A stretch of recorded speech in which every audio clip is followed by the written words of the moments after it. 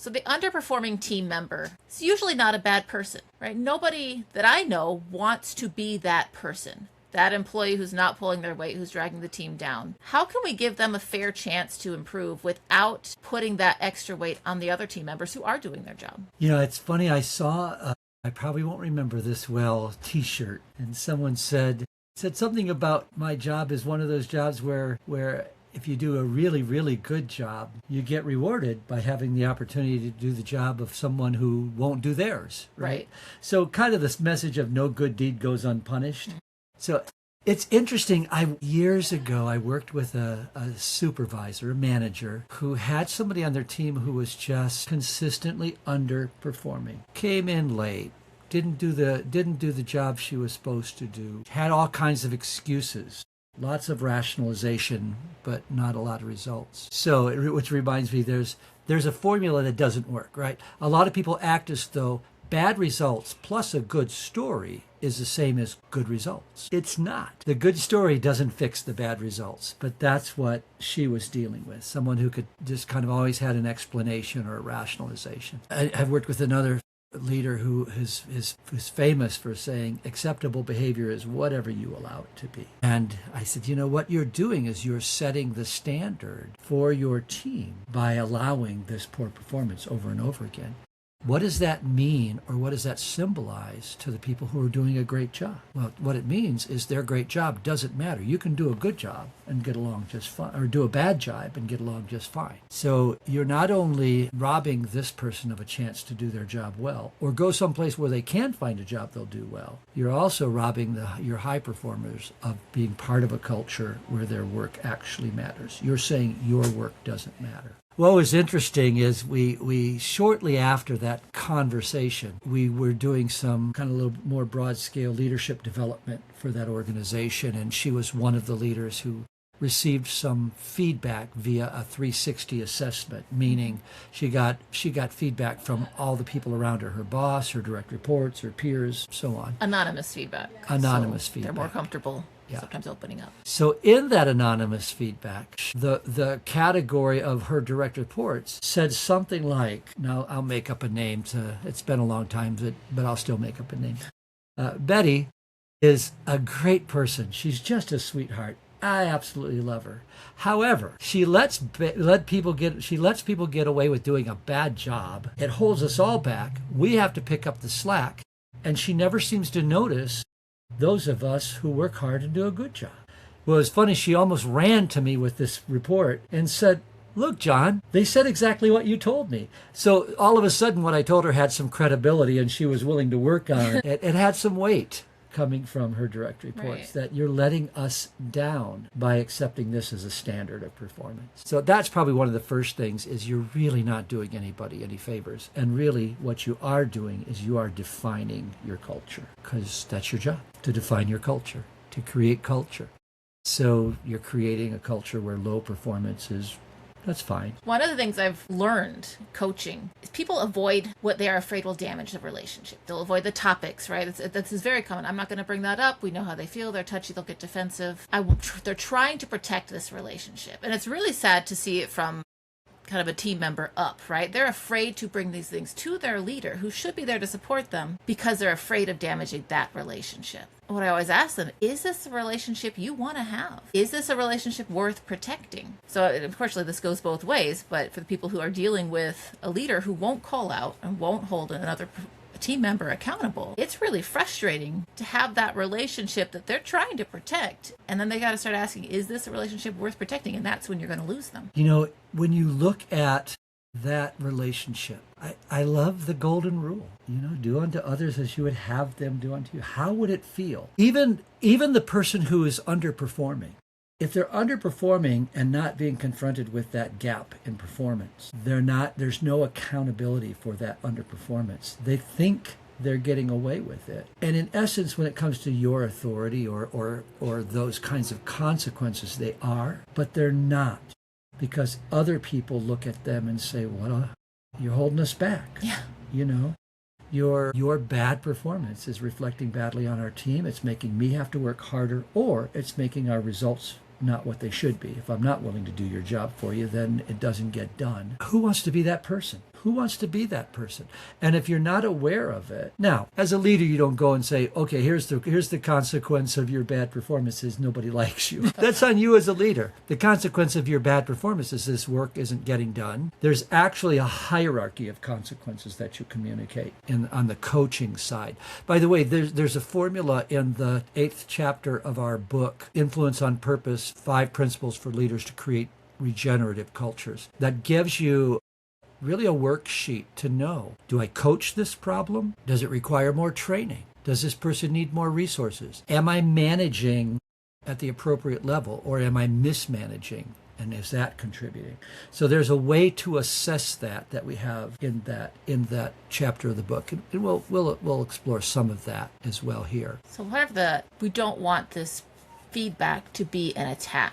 What are skills that they can use to give this feedback, not sugarcoat it? We're not trying to play nice. I have a problem with this word nice. Nice usually means you're worried about appearances and you're more interested in protecting feelings than in giving facts. But how can you do this respectfully so that people feel that you are concerned about their improvement, not just looking for someone to blame for a problem? Make your intent clear. Why are you having the conversation you're having? Start with the facts, measurable facts. You're a bad worker is not a fact. It's your story, right?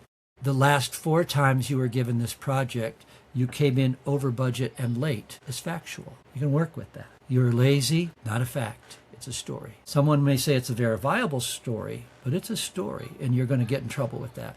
Now, what I'm not saying is that facts are good and stories are bad. What I am saying is lead with the facts. Be tentative about your story. Your story may be wrong. Be okay with that. Here's what's happening. I'm wondering if this is what's going on here, because it's happened 4 times now. By the way, if it's happened 4 times now and if this is the first time you're dealing with it, you own part of that too, because you've created a pattern of acceptable behavior. Own it. So that's probably the best way I know of is start by making your intent clear.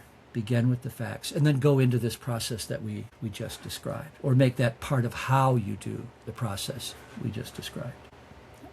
So looking at that, it's not fair to them to not confront poor performance. It's just not. Now, if I confront it and they just couldn't care less, then that's going to lead to a different decision that I'm responsible to make as a leader. You know, if they don't care what people think about them, they don't care that they're not getting their job done, they don't care that, okay, then I'm not going to allow you to destroy the culture of the company. We're going to make a different choice here, right? I might have to let that person go. That doesn't happen as often as you might think if you know how to assess the need of the individual and provide the proper level of coaching, training, resources, management, whatever that assessment needs. In medicine, not a medical professional, but I do happen to know this much. To prescribe without diagnosing is malpractice. The same thing's true of leadership. You don't get to prescribe your leadership style onto a problem without diagnosing the need of the individual or the group. So that's the first thing is your job of helping that person see clearly that gap. Now here's where we have a video about the difference between responsibility, accountability, and ownership. And in there, one of the core things that has to happen is creating a culture of accountability. Here's what needs to happen next after you've made that gap clear. They have to own it. No excuses, no rationalization. Here's what was expected, here's where you are, and there's a gap between the expectation and the current performance. If they don't own that, you don't get to pass go. You're going to have deja vu dialogue with this person, and sometimes people do that for years. So literally years. I've seen it happen.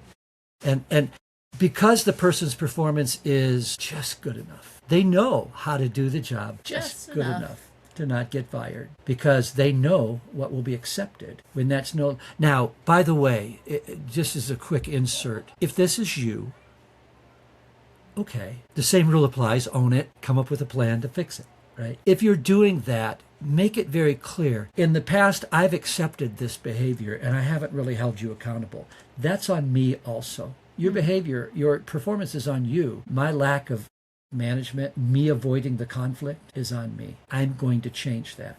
I am going to ask you, I'm going to expect you to raise to a higher level of accountability and perform the job at this level. I'm no longer willing to accept that C-level or even D level performance. It's probably a C, right? It's just barely Just passing, but really not good enough to be part of the team you're trying to build. So that's the first thing, is they have to own it. If you yourself are going through that transition, make it clear that you're going through that transition. The next thing that needs to happen is they need to come up with a plan. It's got to be their plan.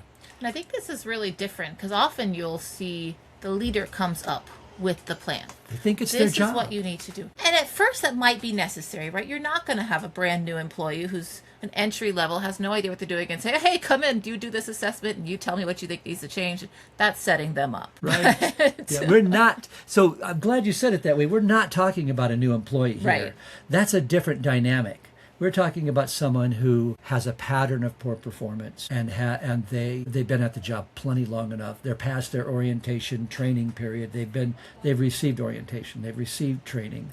They have the resources they need, as far as you know. They've been on the job long enough to know, or at least to ask, hey, I don't remember this, but we're not throwing people in at the deep end here. Yeah.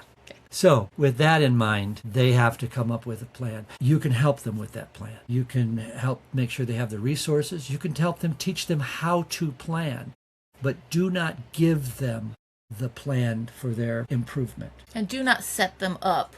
We've talked about this in a different video. Don't have one in mind and then set them up to try to guess what you're thinking. Yep. Don't. Now, you can certainly assess this plan is not likely to be helpful, or this plan is likely to be helpful, and you may help them come up with a point or two that will help make it more effective. But they need to own the gap.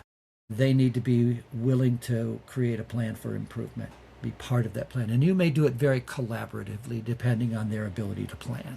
Once that happens, then you should have a clear set of goals of what they're working on that will bring about the acceptable level of outcomes that they should be accomplishing. When that happens, now come up with a follow-up strategy with them. Brainstorm. How do you want to follow up on this? Make sure they're getting the support they need along the way.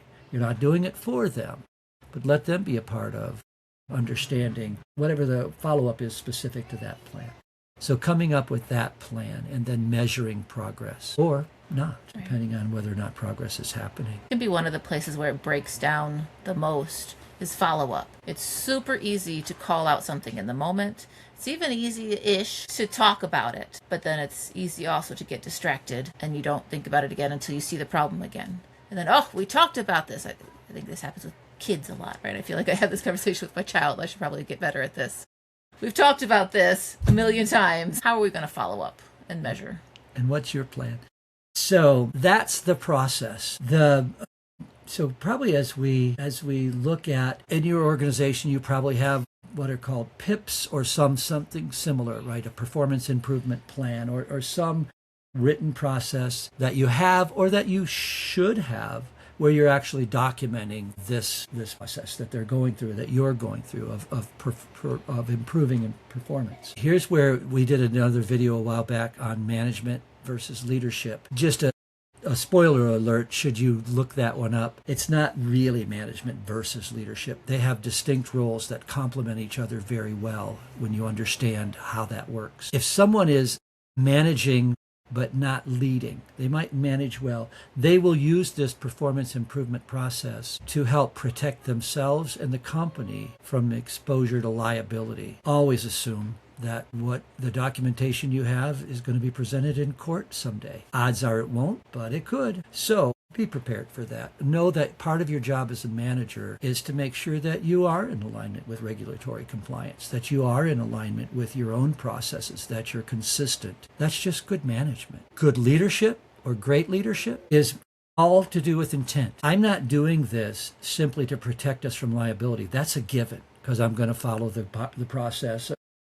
Just because that's the professional thing to do. My intent is to help this person succeed and be their very best. I'm not just protecting myself so that when I fire them, I'm not exposed to liability. I'm helping them be successful. That's my intent. Now, whether they make that journey or not is on them, but that's my goal. My goal is to help that person be successful, to be part of a culture of accountability, to feel good about the work they do, and be a contributing part of the team that is respected by others and can feel a sense of self-respect in the work that they're doing. So there's the process, and then there's the motive, and they need to be well aligned for you to be a leader who has integrity.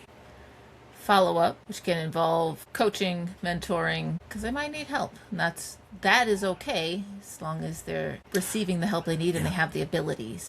Go back to that chapter 8 of our book that I mentioned earlier. That's a way to assess in the book you'll notice this when you look at it. We call it a team trust assessment. If I changed one thing about the book, that would be it. It does do that. It helps me create trust as a team, and it helps me assess that level of trust. The words are hard for people. You go up to tell someone, I don't trust you. You're probably not going to have a very productive conversation after that. And it may be 100% true that you don't trust that person. We need to understand what that means, and we need to find ways to talk about it in productive ways. So part of that process then is you're measuring your own stewardship to make sure you have a good plan of how you best serve that person as their leader and manager. And part of that is knowing what management style fits that person in that situation. By management, this is something that you've probably heard over and over again, and it's just application in the right context, is who does what by when, and how will I follow up? So management is just those 4 things: who, what, when, and then a follow-up strategy. And that needs to be a conversation.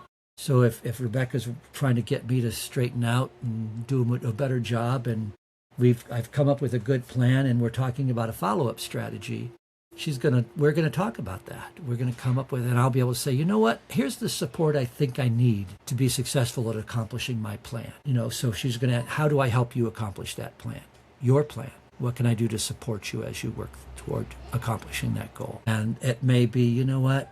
I got so many things going on. We probably need to visit this 3 times a week, twice a week, whatever that might look like. And so we'll have those conversations, that follow-up strategy. What exactly will we be measuring? We've talked about that in the body of that management, in the what part of who does what by when. All right. So there's 5 steps. You don't ignore the problem. Address it in a timely manner, right?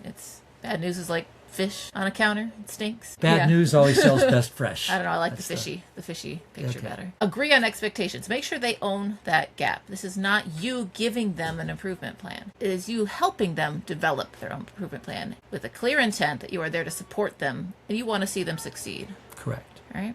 Agree on your expectations. Agree on your follow-up plan.